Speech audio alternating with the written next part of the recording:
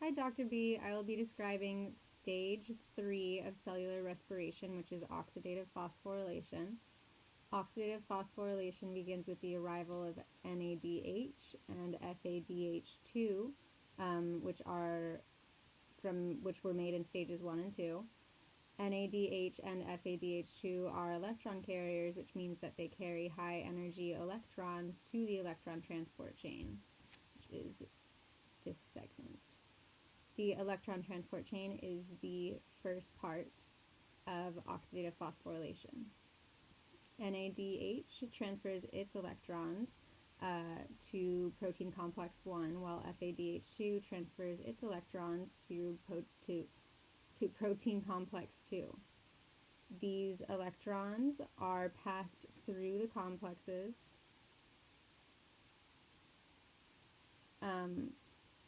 and this carrying of electrons causes or drives the oxidation of NADH into NAD+ and FADH2 into FAD+.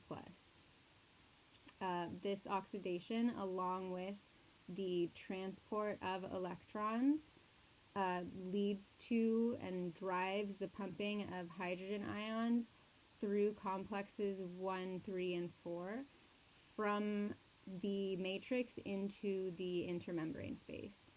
This process creates an accumulation of hydrogen ions in the intermembrane space, and this means that there's the intermembrane space is now an area of high hydrogen ion concentration, where the matrix is an area of low hydrogen ion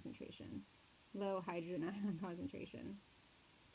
As a result of this, an electrochemical gradient is formed, meaning that there is a difference in charge between the two sides of the inner mitochondrial membrane. To fix this, the protons want to go from the area of high concentration to the area of low concentration, and this gradient, as they flow from the area of high concentration to low concentration, is propelled by this proton motive force, which is made by the diffusion. As it goes through ATP, as the hydrogen ions go through ATP synthase from the area of high concentration to the area of low concentration. ATP synthase not only acts as the channel protein for the hydrogen ions, but it also acts as an enzyme in the synthesis of ATP from ADP plus PI, which is anorganic phosphate.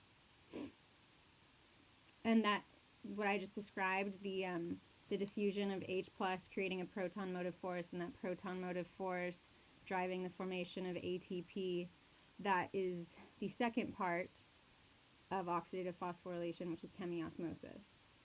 It's also important to note that when the electrons have come through to the final complex, protein complex 4, as the energy builds up via that electron transport, more protons are pumped into that intermembrane space, and the electrons are drawn to oxygen, which is the final electron acceptor. Water is formed as the oxygen